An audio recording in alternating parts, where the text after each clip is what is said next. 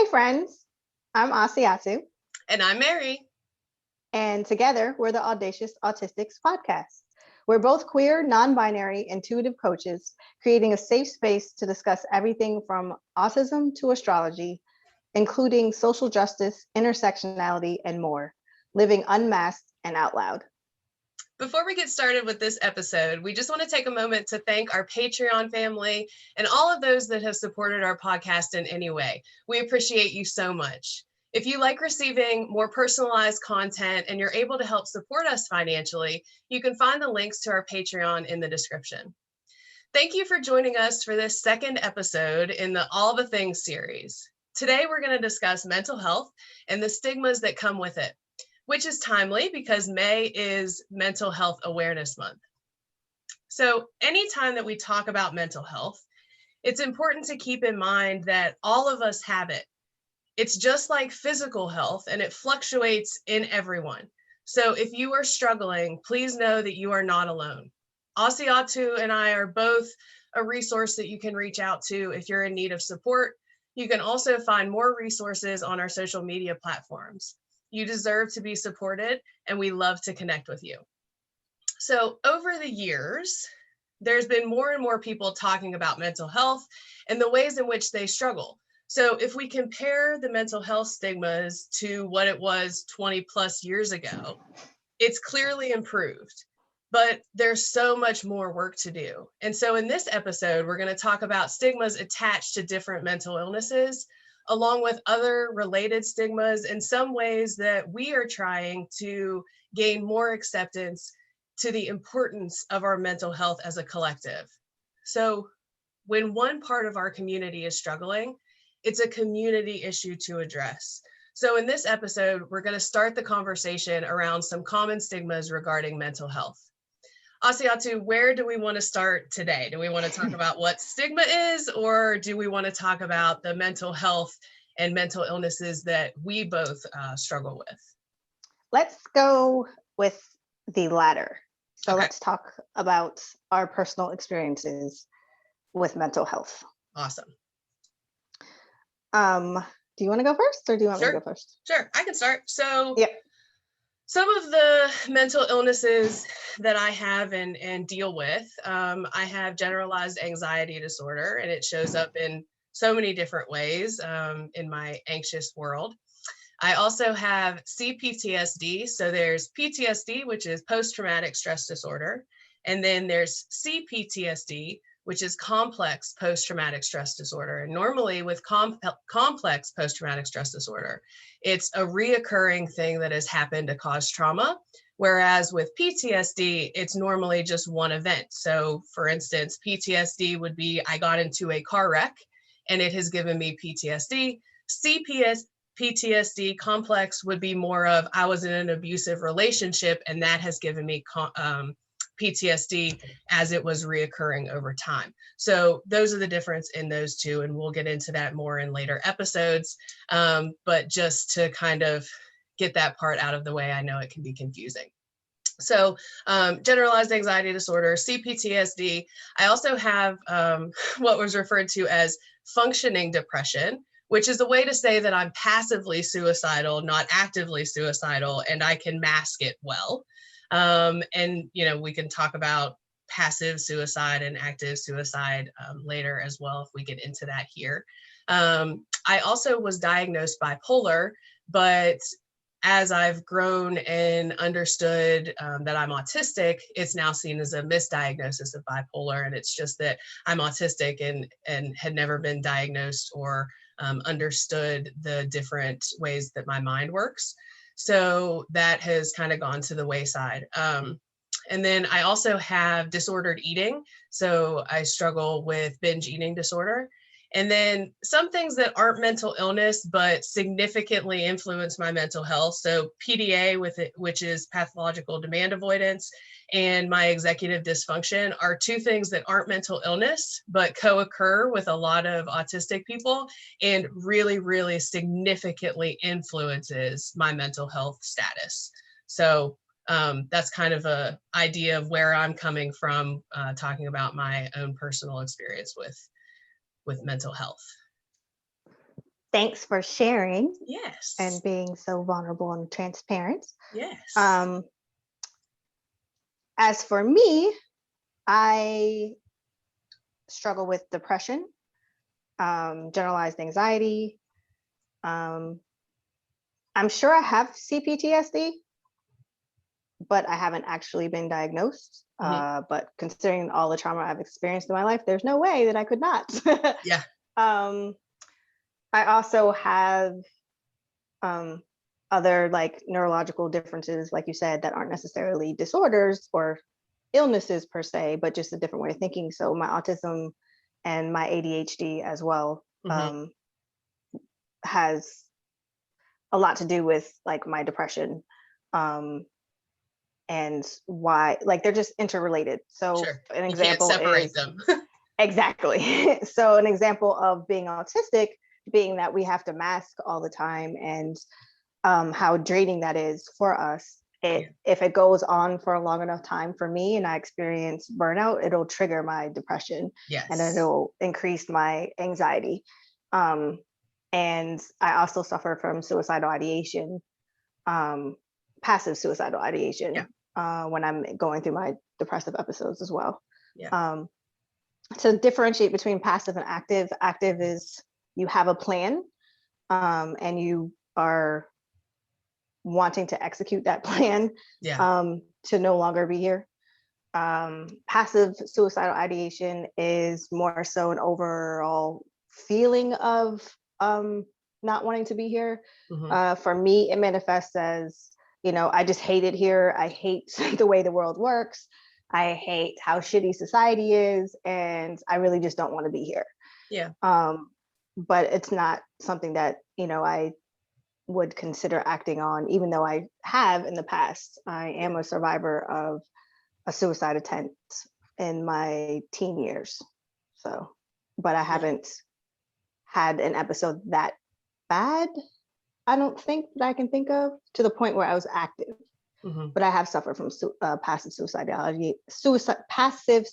ideation quite a bit since puberty.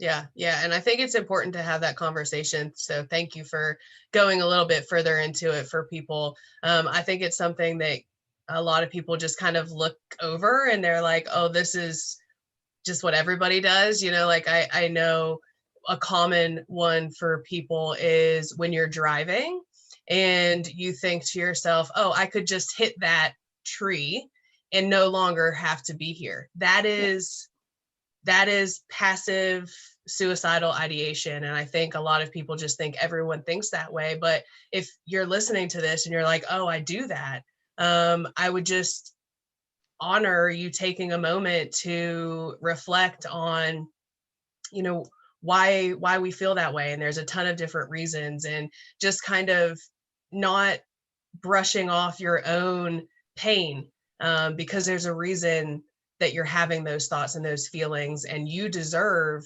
to take the time to honor those feelings within yourself. So, thank you for bringing up your experience, Asiatu, and just kind of taking that moment to go a little bit deeper into that for us. I love sharing. Sharing is caring. Yes. We're like was the there autistic anything... Care Bears. Yeah. Was there anything else on your list that you wanted to talk about that you struggle with before I know we kind of... Nope, I think that's everything for now. Okay, yeah, and I'm sure stuff will come up as we kind of go through. Of course.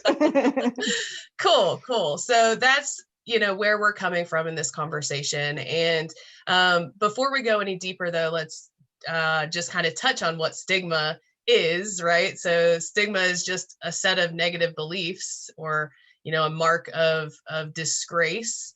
And stigma isn't just with mental health, it's with so many other things in our society, like religion, sexuality, race, gender, neurology, right? Like there's negative stigma around being autistic and having ADHD, and our mental health is no different.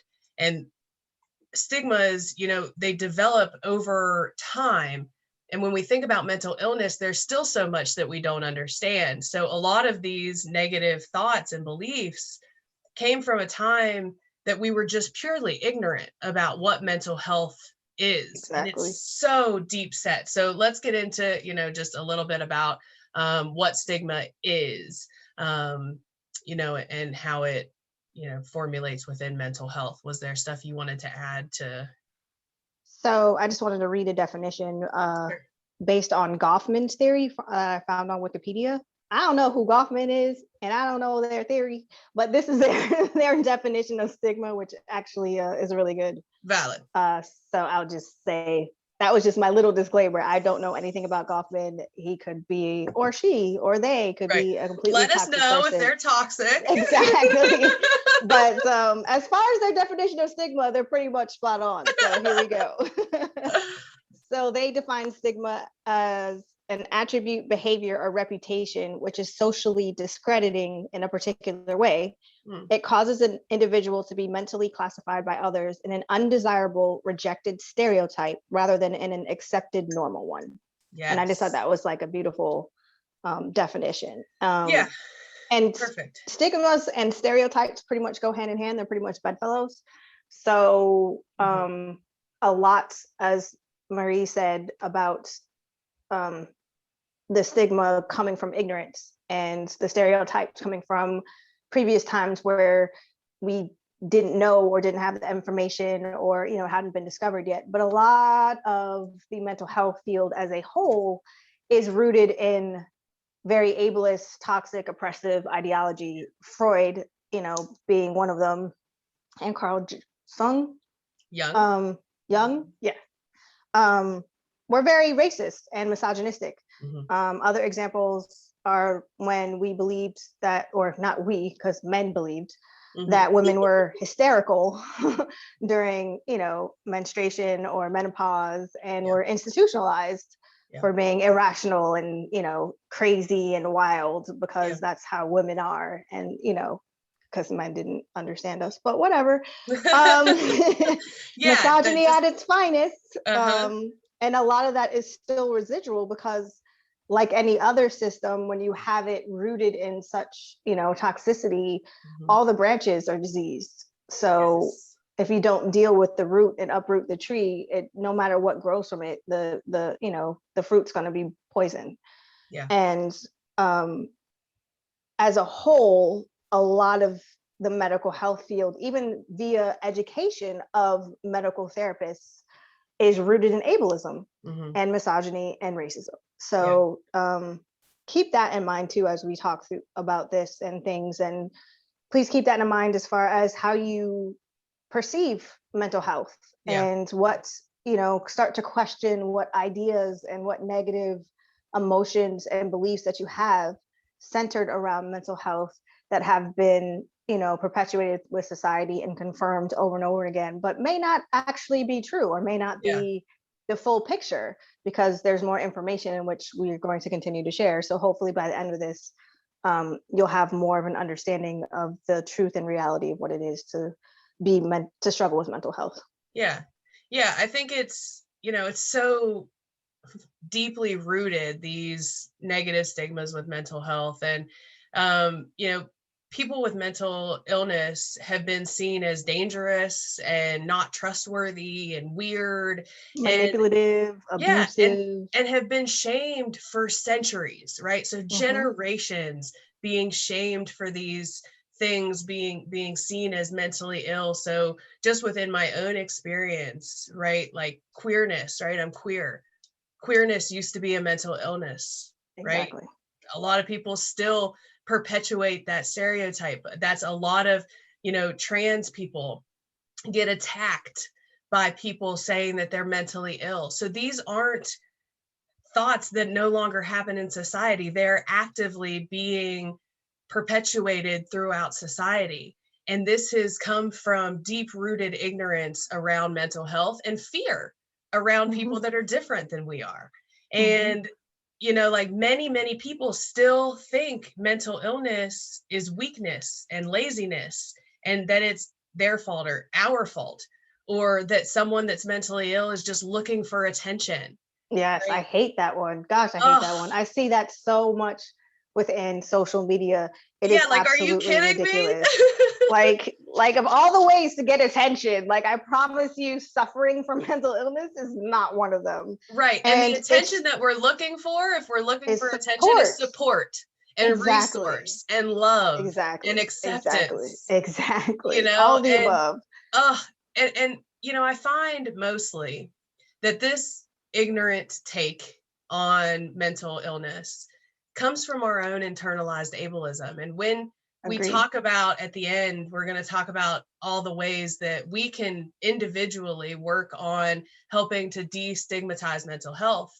I always start with people on their own internal shame spaces. And what I mean by that is, when we have been told all of our lives that we are weak for showing emotions or for being mentally ill, and we need to suppress it, and we've been told that from society, we internalize that, and then we project it onto other people. So we see other people talking about their mental illness as looking for attention, because that's what we've internalized. And so that's one of the best places to start with anything, is our internal shame spaces and what we've learned, and you know, like deprogramming all of those centuries of shame. And you know, talking about it being going back in generations, you know, like, we hold the traumas of our ancestors. And you know, some people believe in past lives and some people don't. If you believe in past lives, we hold the traumas of our past lives. And so there are so many things that we as humans bring into this life, or get given to us when we get into this life, right?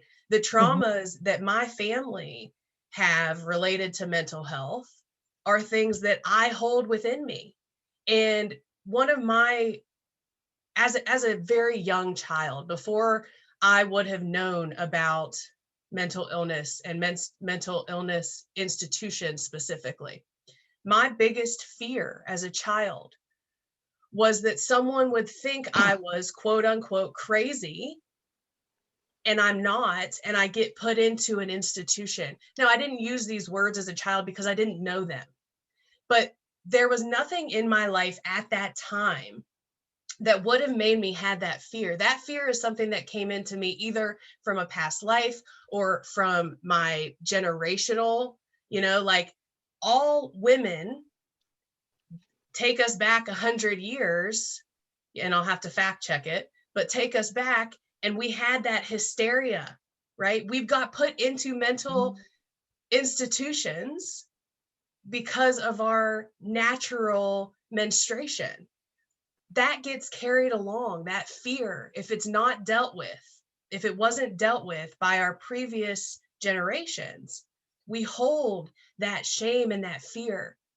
And so as a young child, that is something that I held within me before I ever should have even known that that was a fear. Before I knew I was queer, before I put all of these other things together in my experience, my biggest fear was that someone would think I was crazy, quote unquote crazy, and I would get put away and no one would listen to me. That is a problem. That is a systemic social problem.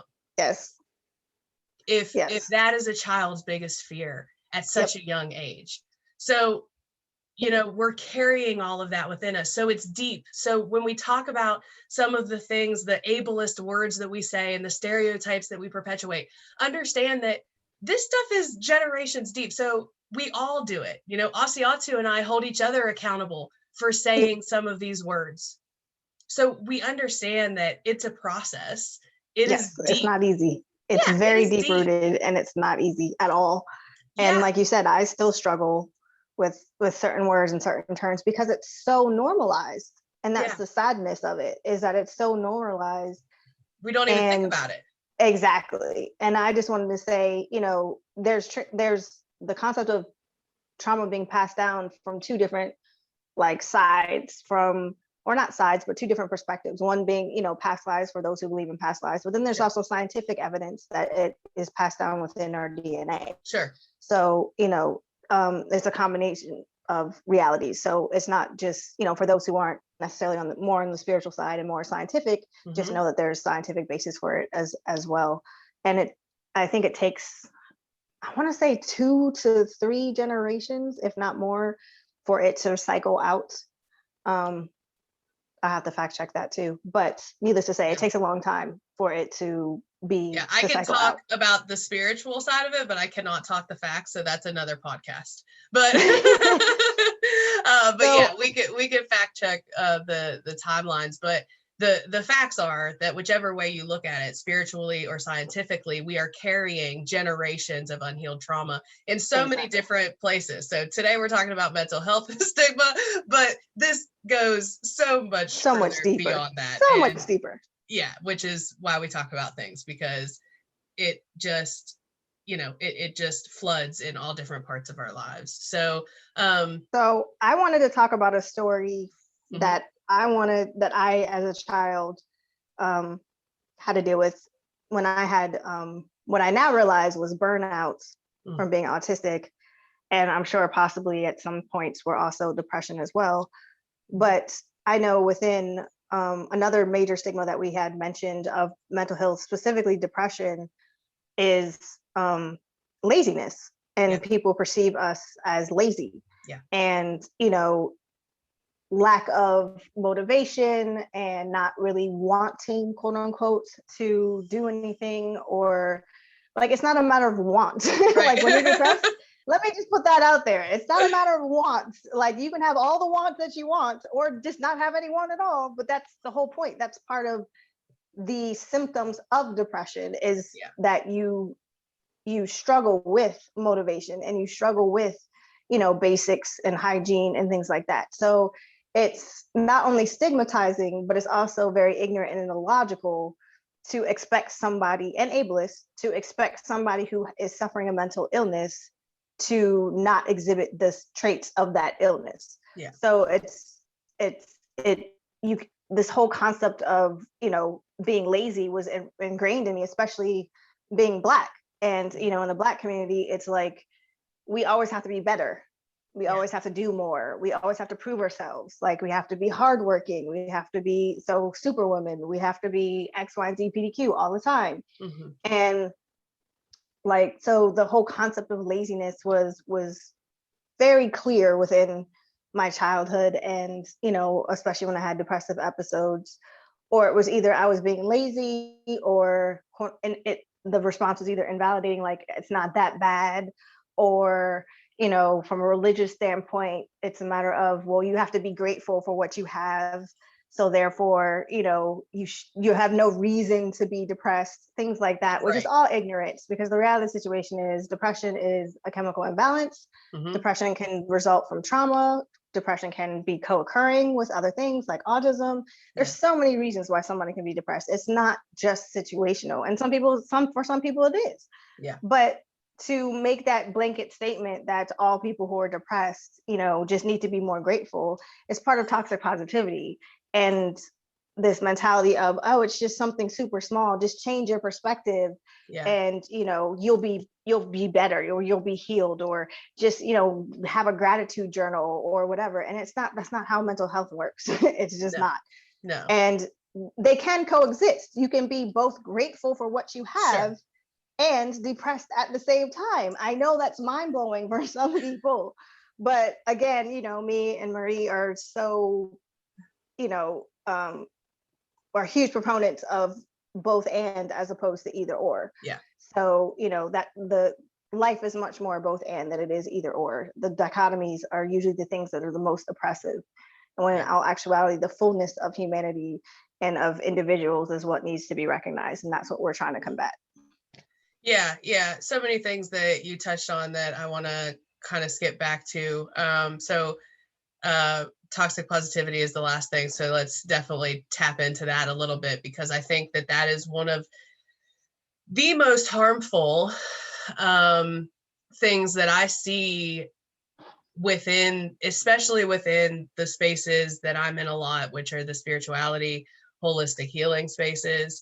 And the toxic positivity that gets spread around those spaces it makes my stomach turn, and has been a reason that I've stayed out of those spaces. And I know it's a reason that a lot of my clients left those spaces, and a lot of my friends don't come back into those spaces because it is toxic. I mean, it's toxic positivity. And so what we mean about toxic positivity is, what Asiatu was just talking about, right? And be grateful, or just let it go and be happy. Choose happiness. Choose happiness. Because happiness is a choice, of course. Yeah. Like, if that was all I had to do, like choose happiness, that's the answer. Shit. Like, exactly. What? That would have saved me so much time, energy, tears, money. Like, and that's what's so all I frustrating had to do is choose happiness. Thank you for that spark of wisdom. Or exercise. Just exercise. All you have to do is exercise, and you won't be depressed anymore. Just You'd be feel better if you just change your attitude. Exactly. I'm twitching for those not watching. Like, it's so frustrating. Literally, like, it goes back to you're basically telling somebody to get over the symptoms of their mental health. Yeah. Not basically. I mean, like, would you say that to someone that, yeah, would you say that to someone that just got a cancer diagnosis? Exactly. Would you say, oh, you'll feel better if you change your attitude? Mental health and physical health have got to start being treated the same. Exactly. Everyone has mental health, and it fluctuates between everybody all the time. Let's say that again. Everybody has mental health. Everybody. It's a spectrum. Whether you're diagnosed, undiagnosed, life happens, shit happens, life falls apart, a pandemic fucking happens. Yeah. Everybody, every fucking person on this planet, your mental health fluctuates, and that's just the normality of humanity, and it needs to be normalized. And that's why I have such an issue with the pathologizing of the mental health field of quote unquote disorders and illnesses. And I'm like, it's not even necessarily a disorder and an illness, depending on what you're referencing, like say ADHD and autism. It's literally just a different neurotype. Yeah. It's not a disorder. Yeah. It's just a difference. Mm-hmm. And I think that can be applied to anything, because the reality is all of these illnesses have always been around. Yes. It's not like mental health is just something that's new. Like everybody, there's always been people with schizophrenia. There's always been people who suffer from depression. There's always been people who had anxiety and XYZ PDQ.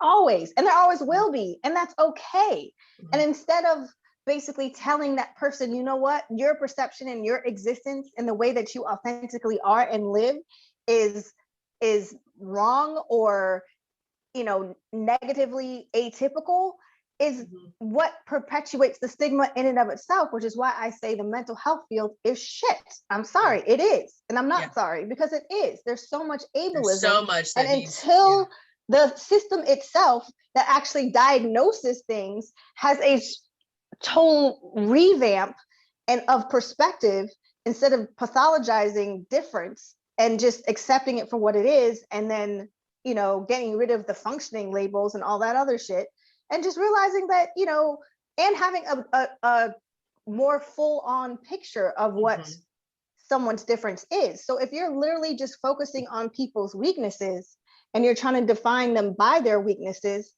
then that in and of itself is going to perpetuate the stigma of mental health. People are not going to want to get a diagnosis. People are not going to want to go to therapy. People are not going to, because they don't want to get those labels. Because those labels are perceived as something negative. You're perceived as different, broken, abnormal, something's wrong with you, a disorder, an illness.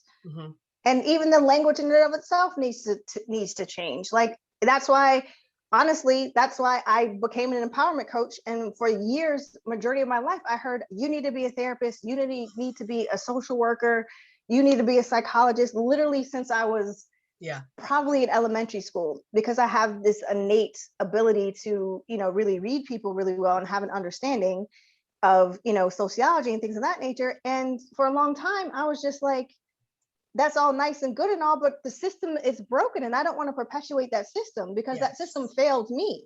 That system allowed me to live 41 years without a fucking autism diagnosis, because I was AFAB, assigned female at birth, because I'm Black.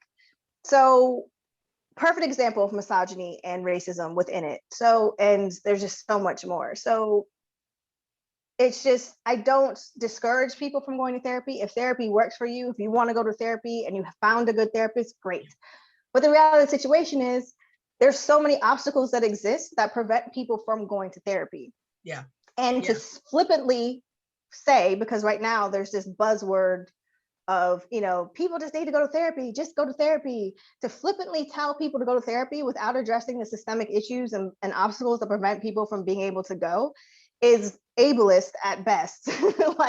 And just really fucked up and oppressive in other ways at worst. Yeah. So in addition to, I will say, so just keep that in mind there. And I'll just go right into things that, obstacles that would prevent someone from getting therapy.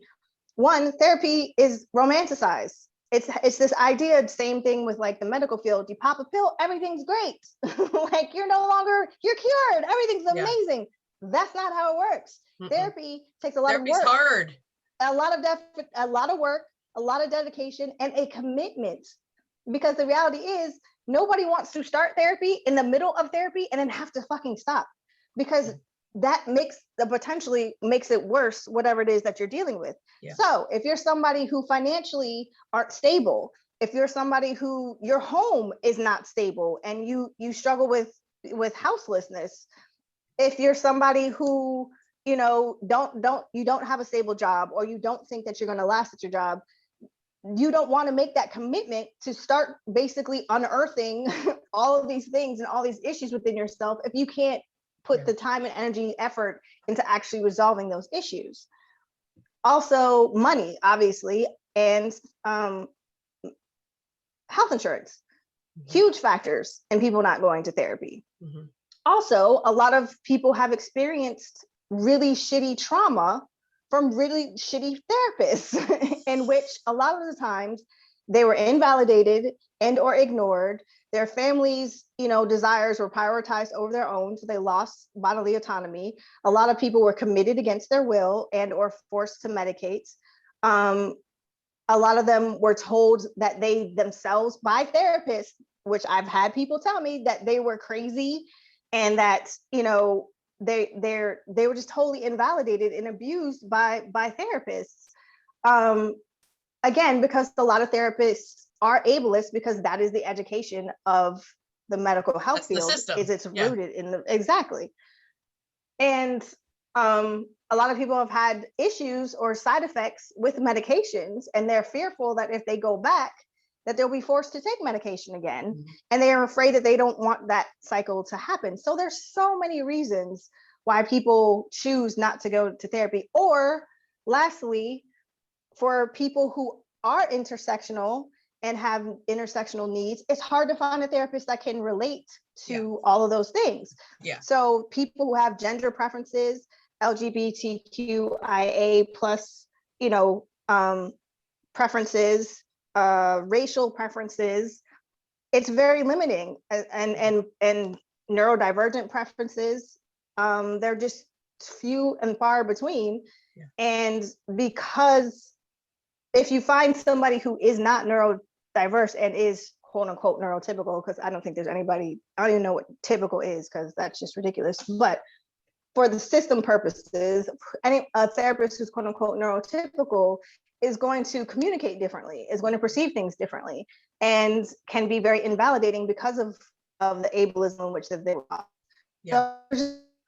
So toxicity is telling people flippantly just to go to therapy, or people need to go to therapy. Or I see so many memes that forget your degree, I want to see that your receipt from your therapist that you're going to therapy, shit like that. And I'm just like, are you fucking kidding me? Stop. That's not okay. I think, I don't want anyone listening to think we're saying don't go to therapy. That's not at all what's happening here. No, it's not what I'm saying at all. We understand that therapy is helpful for a lot of people, and that's great.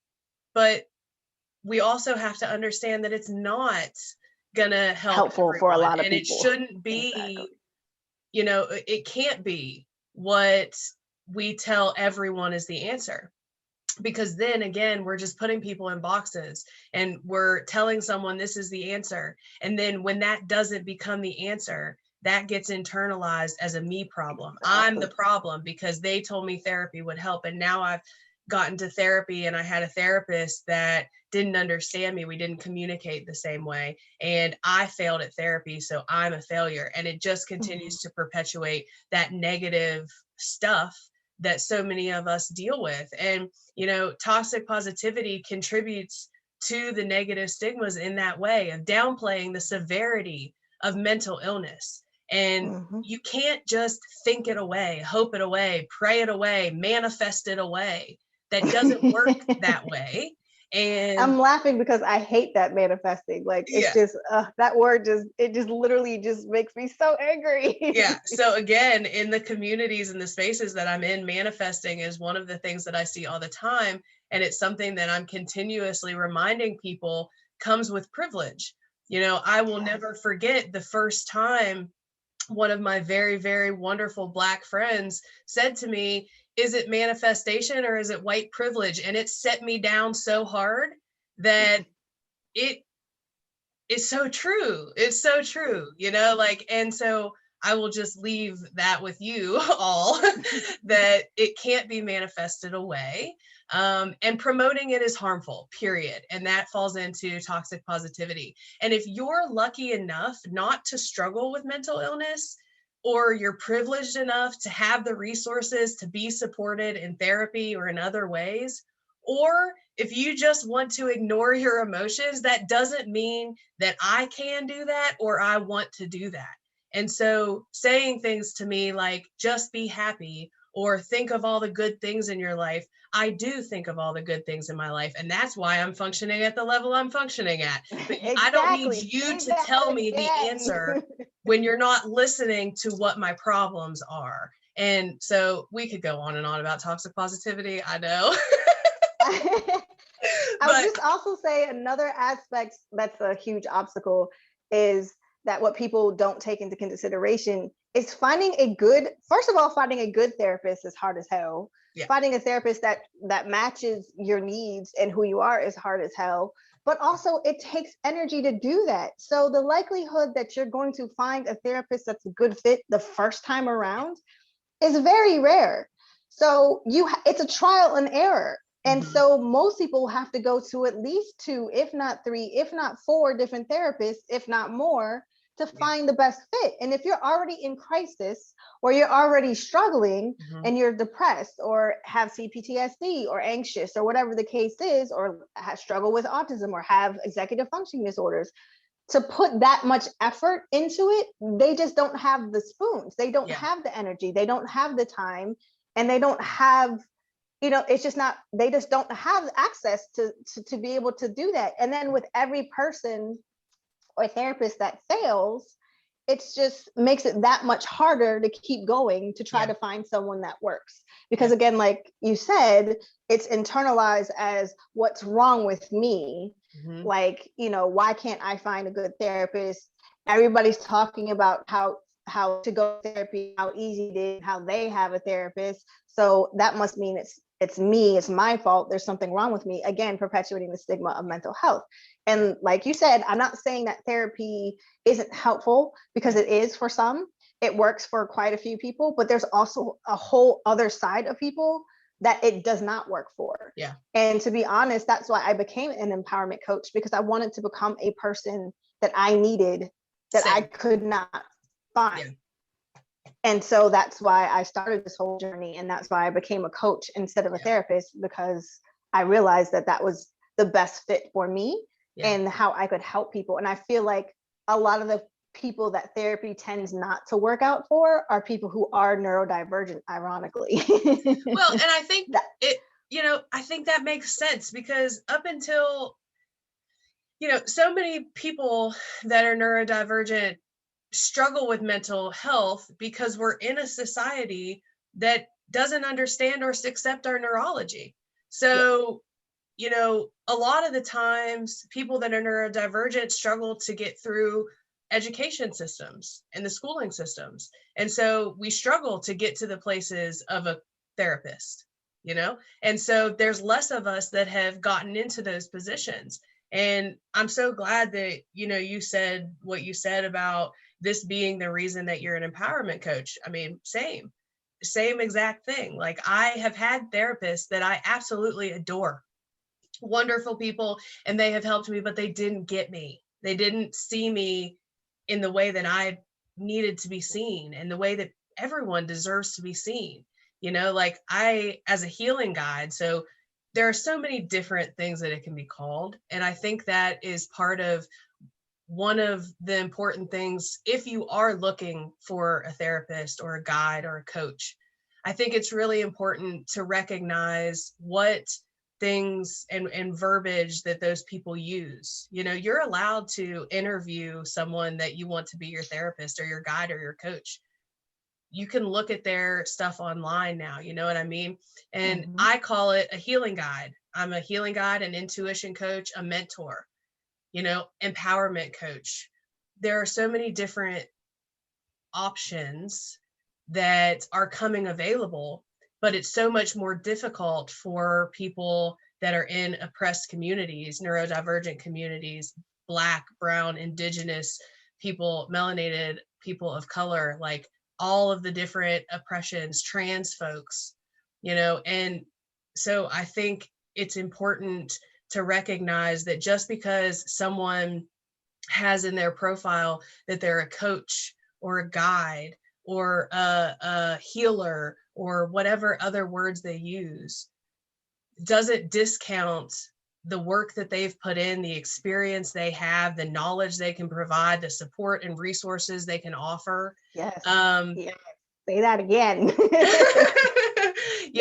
All of that. Yes. And yeah, it gets so diminished because someone says, well, are you a licensed therapist? No. And that's my decision.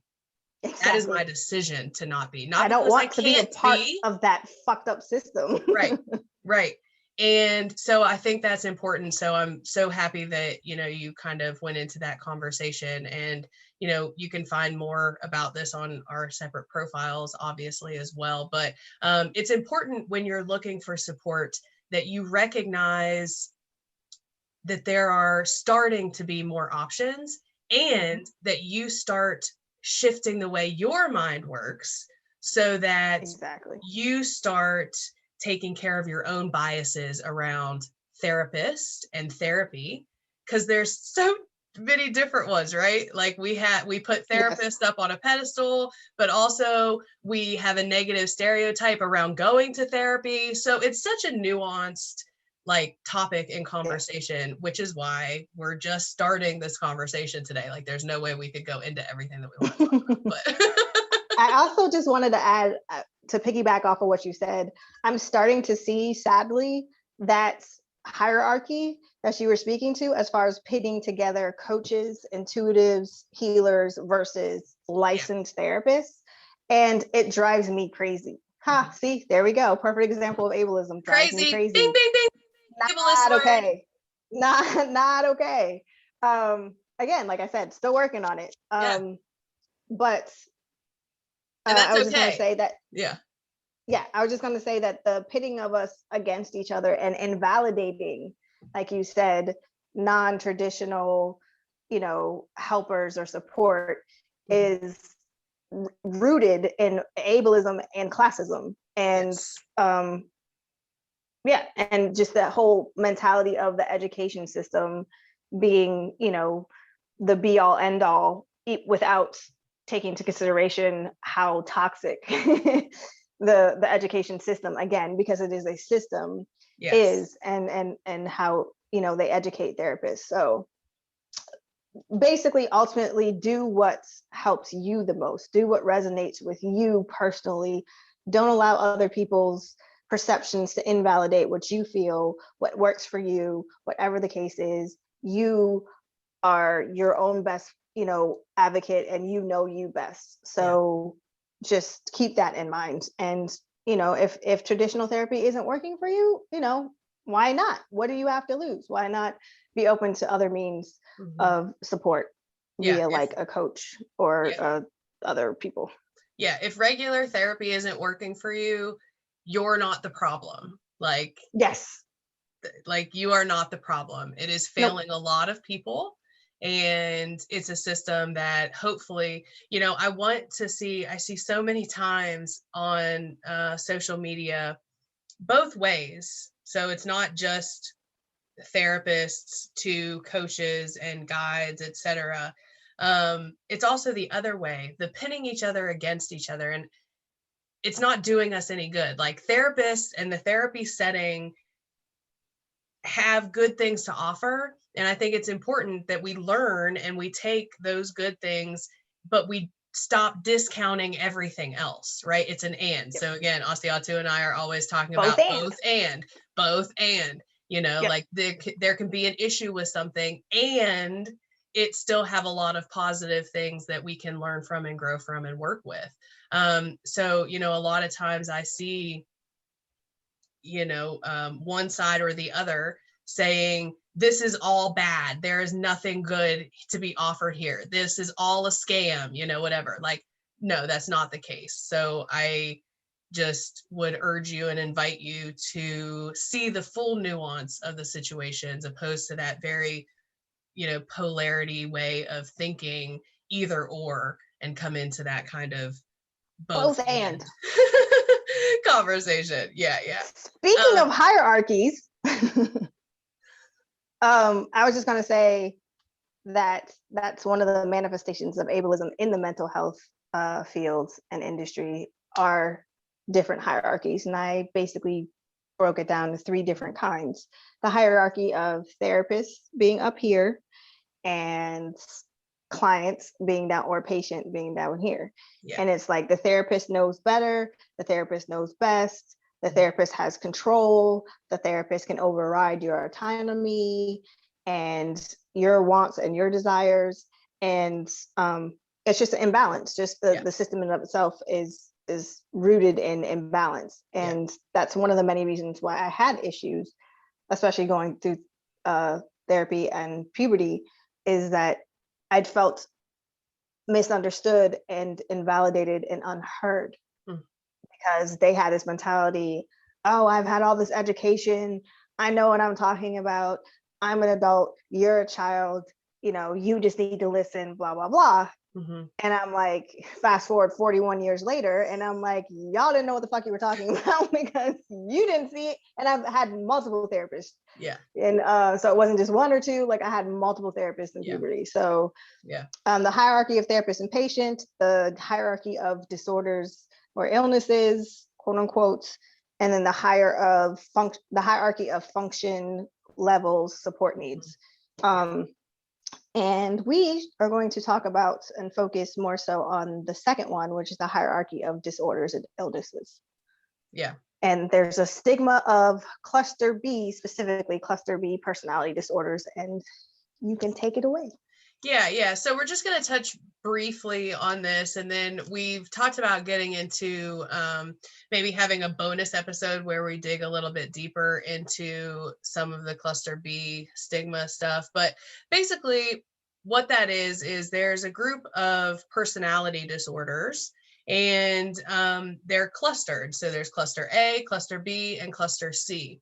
The cluster B personality disorders include borderline personality disorder, also narcissistic personality disorder, and there's 2 others. So we will link, I'll have a link to all of this stuff in the description and on our Facebook page. So you can find more about the clusters. But the main one that we want to see, because we see it so often, is regarding narcissistic personality disorder and clumping people in as a narcissist, like using you're a narcissist or they're such a narcissist as a negative thing. Because here's the deal, people are abusers or people have narcissistic personality disorder. They do not equal each other. Just because someone has narcissistic personality disorder, just because someone is a narcissist, doesn't mean that they're a catch-all for abuser. And it's something that Asiatu and I see all the time in conversations talking about all kinds of different things, is this lumping of abusers into narcissist, or you're so crazy, or, and we'll go into more of those, but the cluster B personality disorder clump is just basically when you see someone has abusive tendencies, and you in your mind then put a personality disorder on them. And it's not fair to them, it's not fair to you, and it's definitely not fair to the people that do have those personality disorders. What are your thoughts, Asiatu, on? I was going to say another huge aspect of it is media portrayal and entertainment.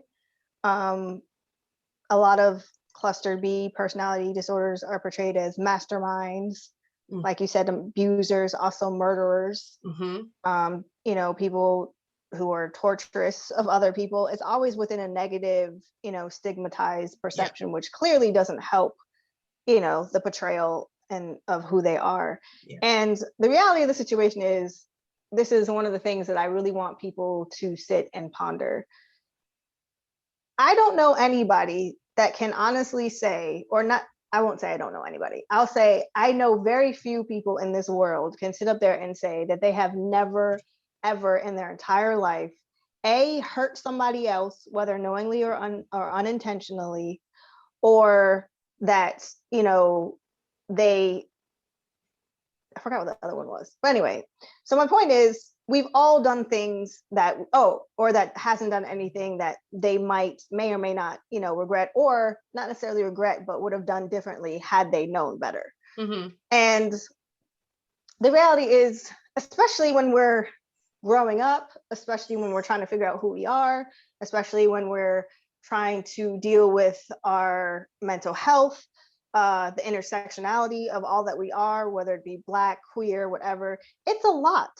And sometimes we do things, from transgenerational trauma, or just being raised within a family and normalizing certain behaviors that we're not even aware of are harmful to other people. And so it's not like, there are a lot of people walking around that are undiagnosed and unaware, not only of their difference, but also that they're not aware that they're actually harming people, and or they don't have a full understanding of what that actually means, about what the consequences of their behavior means. That is not to say that people should not be held accountable. Anybody who knows me and sees my IG knows I'm a big proponent of accountability. I'm giving explanation to, I am not excusing by any means. But what I'm saying is, there's so many people that literally are unaware. So to portray a certain disorder as people who are evil, or who are knowingly harming people, I mean, the reality is, all kinds of people hurt people every day, like all the time.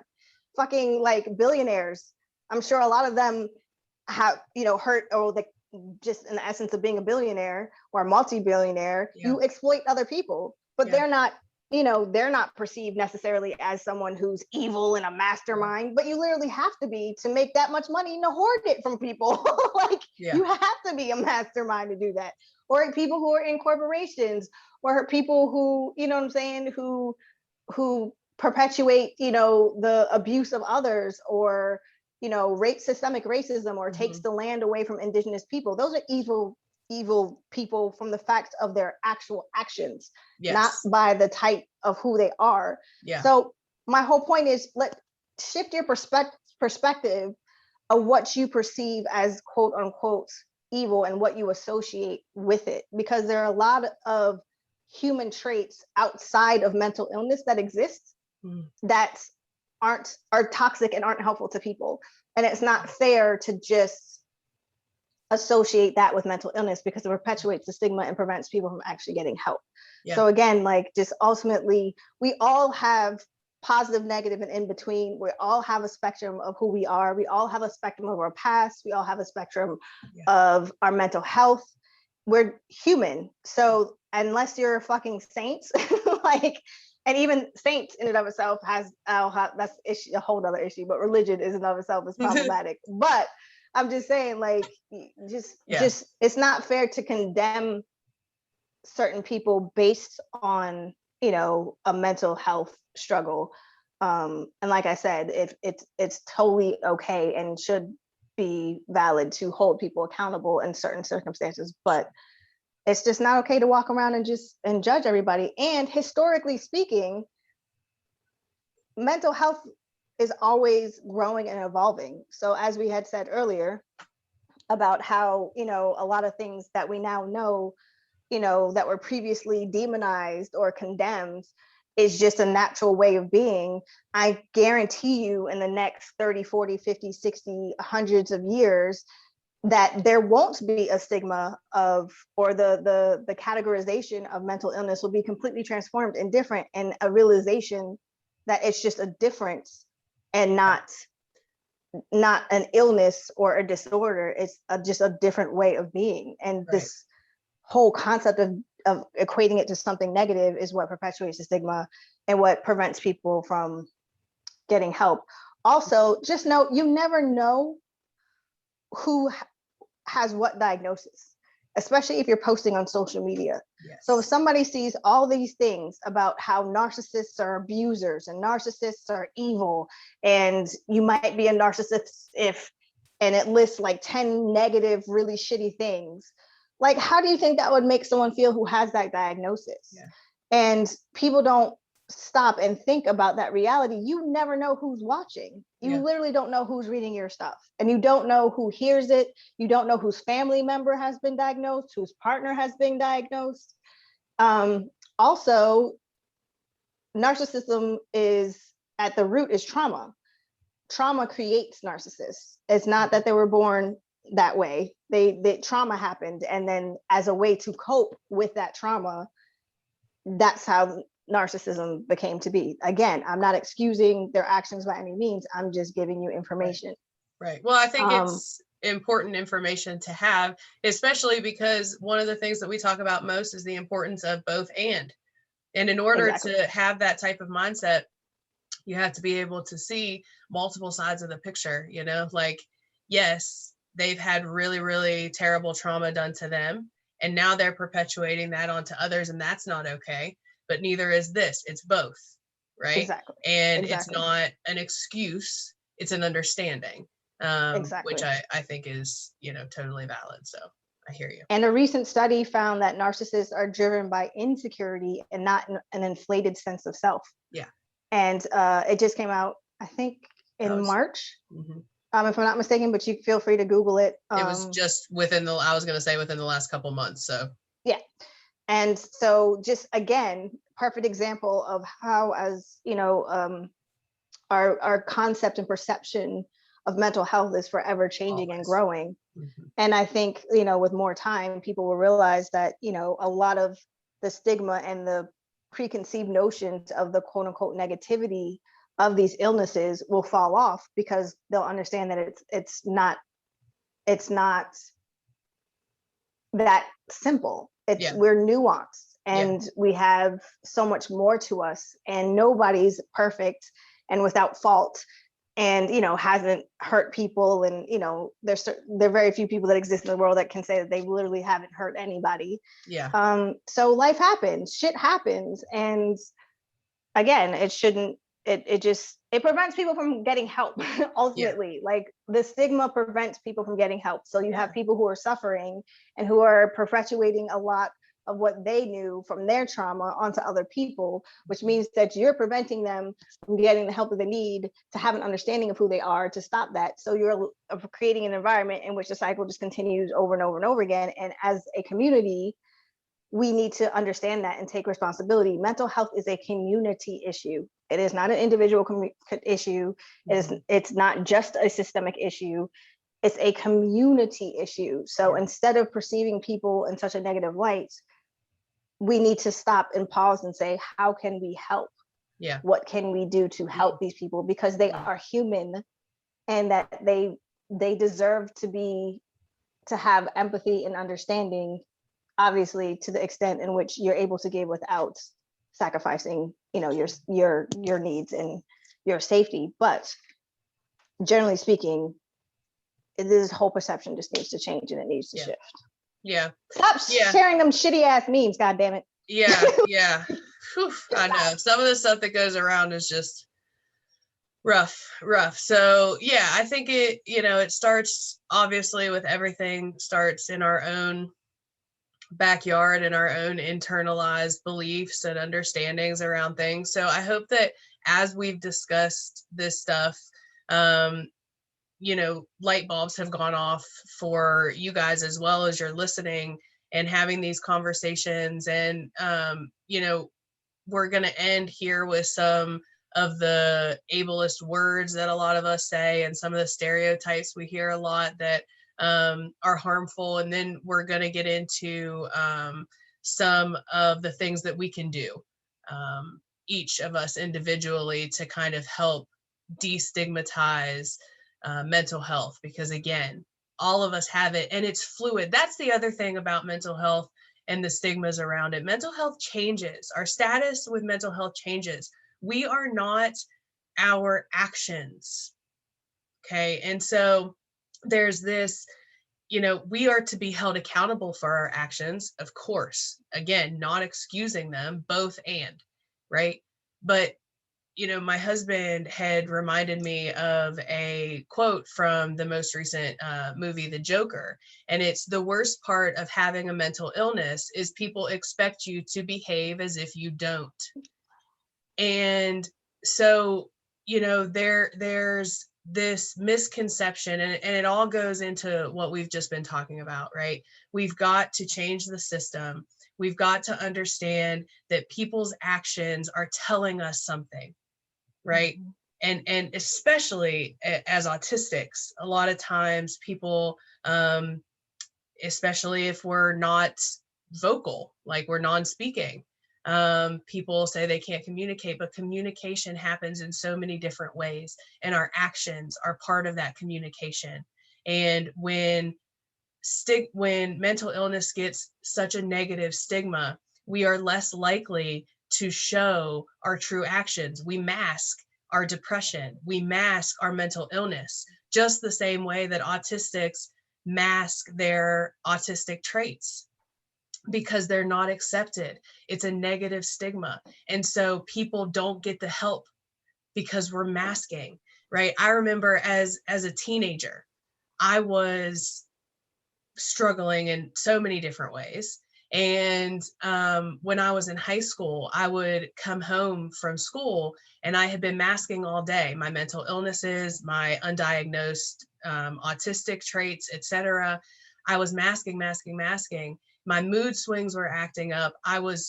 Chronic fatigue started setting in, and I would have to nap every day when I got home from school.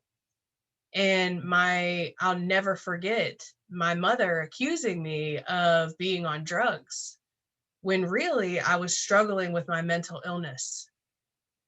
And I think in society, so many times we skip past the other things. My binge eating disorder that never got discussed, my chronic fatigue that never got discussed. There are side effects that we are showing you. There are behaviors that we portray. And because of the negative stigmas and the lack of discussion around mental health, we are struggling silently. There are so many things as an adult that I now recognize. I went through experiences that adults in my family had the exact or very similar shared lived experience, but I was going through it alone because nobody talked about it. Yep. So I didn't know that I could go to X, Y, and Z because they had a very similar life experience, because no one's talking about it. And so that's one of the very root things that we can do to help the negative stigma with mental health, is talking about our experiences. Yes, that same thing happened to me. Like, I didn't find out literally until a few years ago that anxiety runs on my mom's side of the family. Like, really? Like, you didn't think to like mention it? Like, didn't you see me struggling? Like, yeah. And she was just like, oh yeah, your grandfather had it really bad. And back I thought everybody did. Yeah. And back in the day, she was just like, he was a preacher. and he would get, you know, anxiety, like, and performance anxiety sometimes, and he would hyperventilate into a brown paper bag. And I'm just like, and then she rattled off a few other people in my family. She's like, oh yeah, they suffered from, and I'm like, really? Like, you never in my, you know, 30 something years on this earth, did you think that it would make sense or pertinent information to fucking share that with me? Yeah. And like, listen, we're not boomer shaming, right? Because let's get real. The boomers really struggle talking about mental health. And I get it. And to that's survive. The life they had to survive. Yeah. Especially like that's Black, the life you were folks. living. Got it. Exactly. Got it. But we've got to shift that narrative now. Like, I'm not meaning to, you know, bash my mom for thinking I was on drugs. I'm just saying that that's common. And now I hear it from a lot of my peers, those same stories. And we've got to talk about it because we're not alone. And feeling like we're alone is part of what makes it so damn difficult. Yes, and, exactly. And, you know, just not only that, difficult, but unaware. Not only difficult, but unaware. Like, you literally just don't know, because part of humanity is that we believe our perception is the norm. Yeah. And so we think that people have the same struggles, have the same, you know, issues that we do, when in all actuality, it's not until we speak about them that people are like, yeah, I don't really think that way, or that's not how I perceive. And you're just like, wait, this isn't normal? Like, the whole, like, people don't do this? Like, really? And it's just like, oh shit, like, oh, I guess that, you know, that might be an indication of something else. So again, like you said, just talk to your kids, talk to your kids, talk to your kids, talk to your kids, talk to your friends, talk to your family. Like, ask questions of your elders. Ask them if they have gone through depression. Ask them if they struggled with CPTSD. Ask them. And I know that, you know, especially in the Black community, there's so much trauma that nobody really wants to talk about. And I respect that, but at the very least, just ask. If they set a boundary and they're not comfortable, then you did, you know, you at least had an opportunity to get the information. Like, nobody's obligated to tell you their experiences, but a lot of the times people don't even realize that asking, they'll share once you ask, but they're expecting you to ask for some reason. So and just be open with your children about your own mental health. Like, talk to your kids, you know, obviously age appropriate. I work with a lot of parents of like neurodivergent kids, so they don't think that they're alone. Like, I don't know how, like, affirming that would have been growing up with anxiety, to know that I wasn't the only one in my family that struggled with this. Like, just knowing that would have been so fucking comforting to me. And again, like, I'm not shaming my mom, and she did the best that she could, and I'm so appreciative of everything that she did. But it just would have been nice to know. And granted, I'm also the youngest of 4 kids, so I always tell my parents, I'm like, I don't know how the hell y'all did it. That's a lot. I was just like, I don't even have any kids, and I'm a lot to myself, so I don't understand how the fuck y'all did it with 4 fucking kids. Like, it's not shaming, it's a both and, you know. It's, you did the best, you know. Like, my parents did a wonderful job in so many different areas. They did the best that they did with the knowledge that they had, and I endured a lot of trauma. Both things are true, and I think that's valid. And that's okay. I know it can be uncomfortable to have those conversations and hear those conversations, but they're so needed and so valid to have for both sides. You know, like, there's so much pressure, and I'm not a parent, right? But I have a lot of clients that are parents, and I've been a child. And so, you know, I can only imagine the pressure as a parent.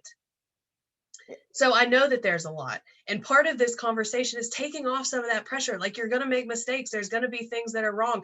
But we are telling you now, not just us, but so many people are saying how important it is now to talk about these things. And it can be uncomfortable, and there are resources. And again, you can find a lot of those on our social media platforms. We will post, you know, stuff with this in the description as well. So it's an uncomfortable conversation to have sometimes. And the other thing is, a lot of people won't want to be asked about their trauma and their experiences. And so in my experience, that's part of why I talk about my stuff so loudly. You know, I was questioned my entire life about my oversharing. And part of the reason that I quote unquote overshare is so that people like me don't feel alone. Exactly. I Same never reason. had anybody oversharing to me, but damn, I wish I did. Exactly. You know? I had a brief mentor. We actually ended up not really working out very well. But one thing that I always remember that she said was she waves her quote unquote freak flag, as in like freak being different, so that other people, other freaks know where to find her. And that always resonated with me. And this was, I don't even know how many years ago, at least 12 years, if not longer. And that's exactly what the same with me. I share my experiences and I'm so open and transparent with everything that I am and all that I've been through, so that other people can hear themselves in my story and know that they're not alone. And that, you know, you don't have to be judged for your worst day. And that's another thing that I want to say is mental health is fluid, and having a diagnosis can be amazingly helpful, but the judgment of that diagnosis is what's not okay. And it's equivalent to judging you on your worst day. Like, do you want to literally just be perceived the whole totality of who you are based on your worst day? Right. And that's what mental illness is when we're struggling, or mental health is when we're struggling. It's our worst fucking day. And our days just happen to last a little longer. Which is what makes it so difficult. But what would help us is to have that support. What would help us is to not be judged. What would help us is for us to be seen in our full humanity, and it not to negate the other wonderful aspects of who we are, and the things that we have done outside of our mental health. And just being able to survive our mental health in and of itself is a huge feat in and of itself, which we don't get credit for either. So again, just if you wouldn't want to be judged on your worst day, or just your weaknesses, because that's another thing that the mental health system does, then please don't do it to others. Especially people with autism, especially people with ADHD, especially people who struggle with mental health. Because we all have strengths, we all have weaknesses, we all have struggles, because we're all fucking human. Oh, yes. Thank you. So, all right. So let's go ahead and talk about some of like the stereotypes and the words that get thrown around that we just want to make our minds more aware of, because you heard in this episode, right? Asiatu, I think, said crazy, right? And but guess what?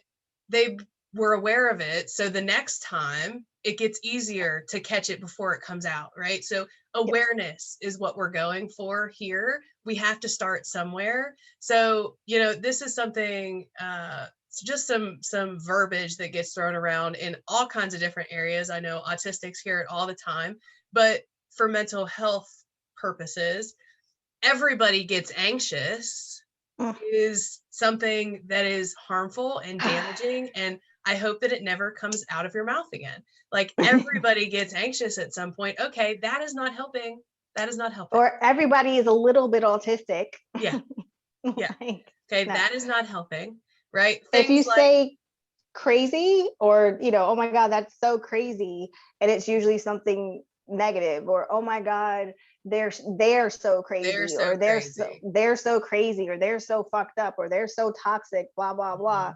Equating toxicity, negativity to crazy is not helpful. It perpetuates the stigma. That's crazy, wacky, psycho, loony, nuts. So all that stuff, start to let those alarms go off when it comes into your mind and you're like, wow, I feel so wacky, or wow, that lady's psycho, or, you know, like all of that stuff, super ableist, super toxic. And we want to start being more aware of it. Like, wow, that drove me nuts. That's something that I used to say constantly.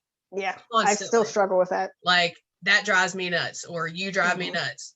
No, stop saying it. So you're not alone in these programmed things that we think and we say, and we don't mean it to be ableist, right? But it is, and it just perpetuates that negative, stigma. An alternative would be wild. I tend to use that a lot.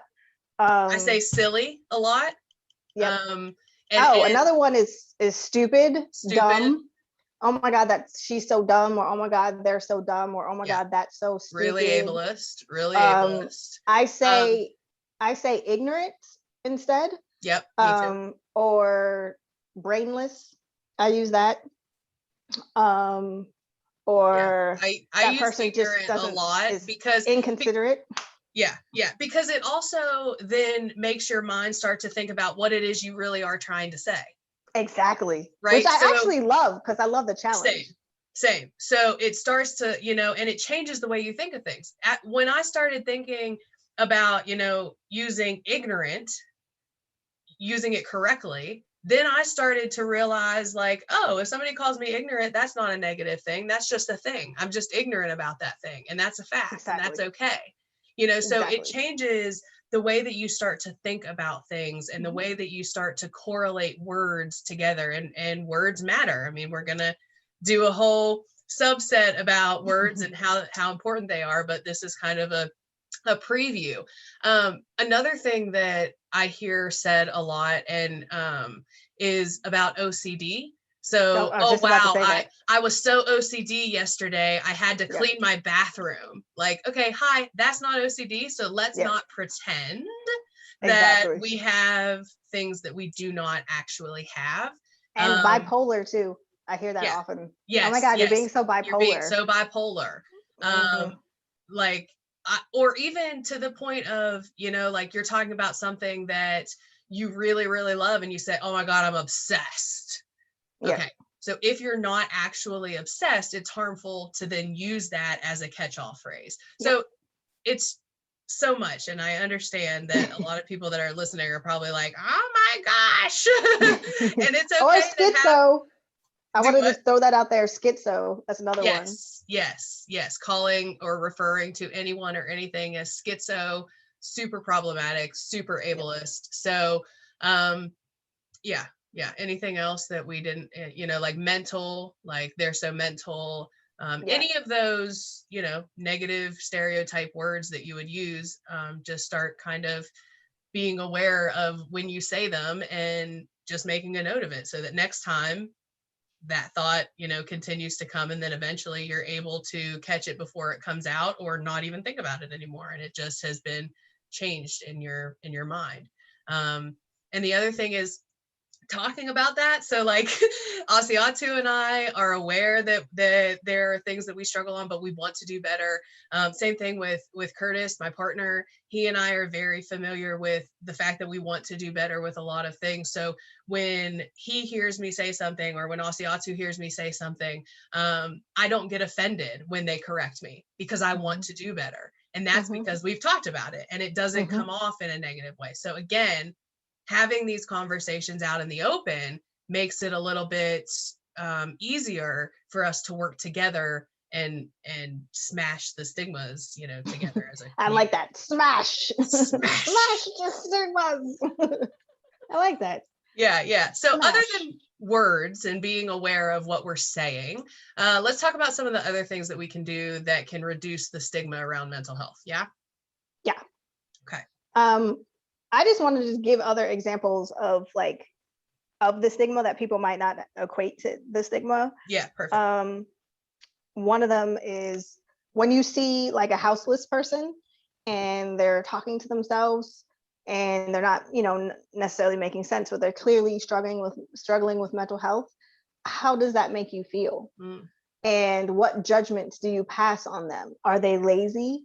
Are they quote unquote crazy? Are they on drugs? Yeah. Are they on what's the other word that I hear a lot? Oh, do you perceive them as violent? Do you perceive them as, basically incapable of, not incapable, what's the word like for? Do you devalue them as a person? Devalued. Because they're different. Do they lose their value in society? Like, do you no longer deem them, worthy of support, worthy resources? worthy of being perceived as a human with struggles like anybody else, because we all have struggles. Also, I think that's important. Just doing your own, in the spiritual community and other communities, we call this your shadow work. So going into your own judgments and your own shame spaces, and like when you witness those things, how does it make you feel? What judgments do you have? And then really dissecting them. Where does that judgment come from? Right? Understanding at what point you learned that that was someone that you should fear or that you shouldn't care about. exactly. So doing that deep mental health shadow work. And I think that ties into, if to take a step deeper with the shadow work, is that ancestry and generational. Like, is that something you learned from generations of those thoughts in your family? And what does that look like to kind of transform it? So you can get so deep into that, like that like deconstruction in your mind. So absolutely. Yeah. But discomfort is always a beautiful indicator of potential growth. Yeah. Growth and change. And just sit with it. It's okay. It's okay to be uncomfortable, but then analyze it, assess it. What is it trying to tell you? And then what behaviors or thought patterns do you need to change as a result? And then what actions do you have to change as a result of those new patterns and understanding? So it's always okay to be like uncomfortable when it comes to accountability of your toxicity. We all are uncomfortable. It's not, it's work, and it's constant work, and it's not going to feel good because we've internalized that, we must be a bad person because we do X, Y, and Z. But it's not about being bad or good. It's about growing and being better. And that's what should be. And again, going back to judging people, if you don't want to be judged on your worst day or days of your life, then stop judging other people for it. It's not fair, and it's unhelpful. Yeah, absolutely. One of the other things that we can do to help, every day, destigmatizing mental health, calling out toxic positivity when you see it. When you see someone, taking away the pain of someone else with toxic positivity, telling them to cheer up, telling them that it's in their hands, that they have control, those things are harmful. And we've got to start we've got to start being able to have those difficult conversations with people that we know, our loved ones, right? And I know that sometimes we don't like to call people out, so start thinking of it as calling them in. We're calling people in, and we're wanting to help them be better for the community, for the collective. It's not something that should have to come with more shame, but it does because of the society that we live in. So start being that change, calling out toxic positivity in others when you see it online, when you hear it in person, because a lot of times the person that is getting spewed the toxic positivity isn't in the mental space to have to fight for themselves, nor should they have to. Exactly. And so it's important not only for that person, but everyone else that reads that meme and the comments. If one person stands up against the toxic positivity and validates the truth behind mental health and mental illness, it can help so many people just by, stopping one thing at a time. And so that's something you can do probably today if you sign on to Facebook. Like it's everywhere. It's everywhere. So I would challenge you to call it out next time you see some kind of toxic positivity on your feed or in your life. And also mental health slurs, same thing, calling people out. And I just wanted to lastly say, accountability, I've always say, is an act of kindness, because you're giving someone the potential to grow into a better version of themselves. And to me, that's one of the most amazing kindness, acts of kindness that you can give to somebody, is to help them be someone who is less hurtful to other people. And the more that we do it and the more that it's paid forward, we start a revolution and we create a whole bunch of safe spaces for people who previously perceived themselves to be alone and are hurting and are struggling. And you just created a safer space for them to exist in their authentic selves. And that is the epitome of kindness. Yes. Oh, yes, yes. Knowing when to talk and knowing when to listen, right? Because sometimes we just need you to listen. We don't need you to fix it. We don't need you to know all the answers. We don't expect you to know the answers. Sometimes we just need you to listen, and knowing when to talk about your own experiences. Talk about your mental health with your friends and with your family, with your kids, with, sharing your experiences when it feels right for you. Right? This isn't a pressure to share your experience. This is opening up the opportunity for you to share your experience. And if you don't know where, shoot me a message. Shoot me a message. Send Asiatu or myself a message anytime and share your experience. We're safe spaces. We will do our best to be a safe space for you at any time. If you need a space, please, please, please feel free to reach out to us. And the other part is, if you work for a corporation, you can check into the mental health services that are provided by your employer. If you're able to bring up opportunities for your employer to be more supportive and more accepting around mental health, because that is a side of it we didn't really touch on, is how it happens systemically in other ways.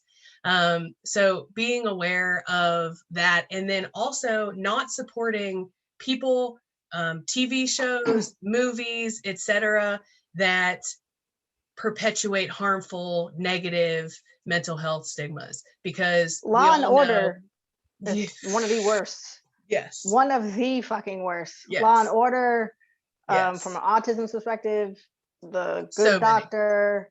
So many. But our money in this society is how we show support. So stop supporting things that are damaging.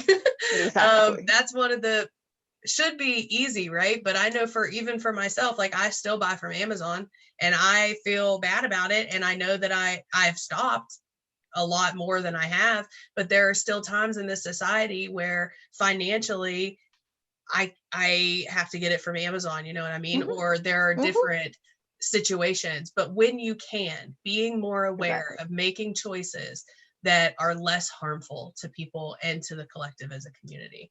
So, I know we hit you guys with a lot of different stuff, but was there anything else on this piece of it, Asiatu, that you wanted to add?